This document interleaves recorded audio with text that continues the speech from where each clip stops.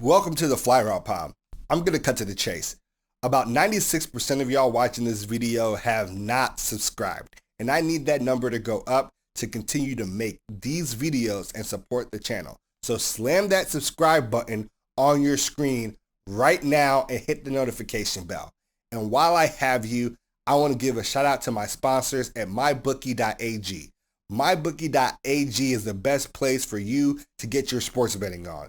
MyBookie.ag has live in-game betting on every NFL game for my diehard cappers and prop bets such as the over-under on fantasy points. Use promo code FLY and receive a 100% match on your first deposit up to $1,000. That's double your money to double your winnings with your first ever deposit using promo code FLY. TJ Watt, his holdout is finally over. That's great. He started practicing again with the team, participating in team drills.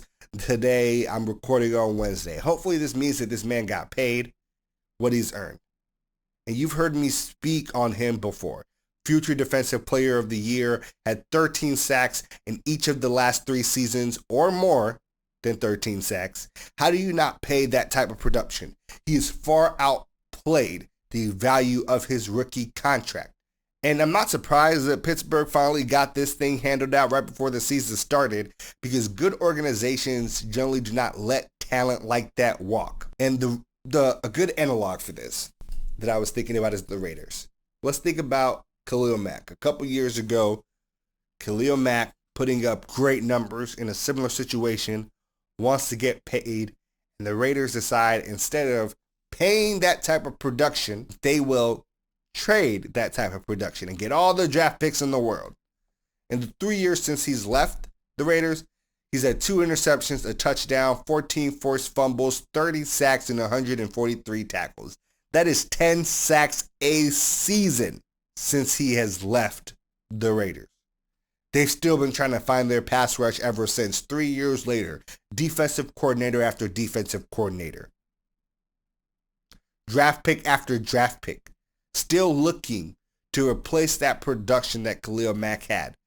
This is why when you get the guy and the guy overperforms all your expectations, you pay the guy. It's one of the reasons why I'm so frustrated watching the Bears handle the Allen Robinson situation. Now, reportedly, the holdup on this was actually the Steelers not wanting to guarantee money after the first year. Apparently, that's just kind of tradition for the Steelers. After the first year, they don't guarantee any of their money. This actually makes a lot of sense to me, considering how things worked with Ben Roethlisberger this offseason. Most other quarterbacks in a similar situation think a la Matt Ryan, although not as bad, right? Had their team over a barrel with the cap coming down. But they could have just cut losses with Ben Roethlisberger. None of them were guaranteed. That makes a lot of sense to me, why he was really eager to take that pay cut to stay on the team. If so, this is something that I found uniquely insane and kind of archaic about the Pittsburgh Steelers organization. And this is generally one of those organizations that you only talk about as being well run. Now, this actually made me think back to Le'Veon Bell, who held out from the Steelers several years back because he did not get the contract he wanted. There were reports that the Steelers were talking up to $70 million. I don't have the verification for those reports, but the guaranteed money was a big stickler for him.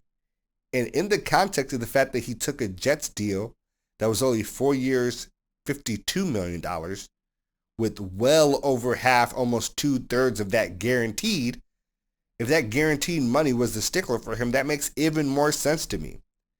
I feel like this is a mentality that the Steelers cannot survive in the modern NFL going forward. And they haven't been pressed by the right type of talent in the right situation to have to make the exception that might start breaking the floodgates for their organization. And it seems like TJ Watt is truly their match. Now, speaking on Le'Veon Bell,